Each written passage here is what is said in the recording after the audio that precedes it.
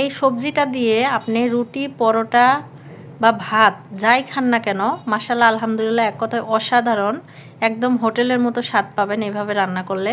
তো এখানে আমি প্রথমে দেখেন সব ধরনের সবজি কেটে নিছি। আমি কিন্তু এখানে মিষ্টি কুমড়া, ফুলকপি, টমেটো, গাজর, মূলা, বেগুন, সিম, মানে আপনি যত ধরনের সবজি দিতে চান না কেন, আর শীতের সময় তো কোনো সবজির অভাব নেই, আপনি যে কোনো সবজি ব্যবহার করতে পারবেন। তারপরে এখানে দেখেন আমি এই যে মাসকলাই ডালের বড়া, এই বড়াটা দিয়ে কিন্তু মাছের ঝোল করলেও ভালো লাগে, আবার এমনি সবজির ভিতরে দিলেও খুব ভালো লাগে।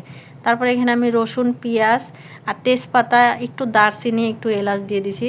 তারপরে এখানে আমি পেঁয়াজটাকে একটু ভেজে নিয়ে তারপরে এখানে আমি একটু বাটা মশলা ব্যবহার করলাম, সামান্য একটু জিরা বাটা, একটু আদা রসুন বাটা, আর আস্ত রসুনও আমি কিন্তু তেলের মধ্যে দিছি।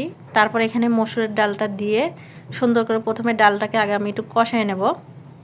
ডালটাকে দিয়ে একটু লাড়াচাড়া করে নিয়ে হালকা একটু ঢাকনাতে ঢেকে দিয়ে অল্প কিছুক্ষণ কষায় নেওয়ার পরে যাতে আমার ডালটা হালকা আগে একটু সেদ্ধ হয়ে যায়। আর ডালটা কিন্তু যতটা গলে যাবে এই তরকারিটা কিন্তু খাইতে মাশাআল্লাহ অতটা ভালো লাগবে। তারপরে দেখেন এখানে আমি সব সবজিগুলো এখন দিয়ে দেব, দিয়ে আর ফুলকপি আর আলুটা আমি হালকা একটু ভাপ দিয়ে নিছি আগে। ফুলকপি, আলু আর গাজরটা ওইটা হালকা একটু ভাপ দিয়ে নিছি, কারণ ফুলকপিটা একটু ভাপ দিয়ে নিলে বা ভাইজে নিলে কিন্তু খুব ভালো হয়। তারপরে এখানে আমি আবার একটু পানি দিয়ে দেব, পানি দিয়ে এটাকে এখন ঢাকনা দিয়ে ঢেকে কিছুক্ষণ রান্না করে নেব। তো এইভাবে কিন্তু সবজি রান্না করলে সত্যি খুব ভালো লাগে। আর আমার কাছে কিন্তু সবজি জিনিসটা আমি খুব পছন্দ করি। দেখেন আমি কতগুলো তরকারি রান্না করতেছি, আমরা কিন্তু ফ্যামিলিতে মাত্র 4 জন মানুষ, আর আমার বাচ্চারা তো এখনও অতটা তরকারি খায় না। দেখা গেল কি আমি একবারের জায়গায় এই তরকারি যদি 2 বার খাই তাহলেই শেষ হয়ে যাবে।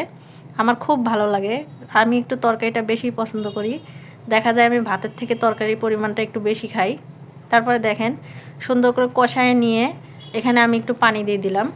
এখন শুধু এই পানিটা সময় নিয়ে একটু জাল করে শুকায় নেব, তাহলে কিন্তু এই তরকারিটা হয়ে যাবে। তো তারপরে এখানে আমি একটু ধনেপাতা দিয়ে দিলাম। ধনেপাতা দেওয়ার কারণে কিন্তু এটার স্বাদটা কিন্তু আরও বেড়ে যাবে।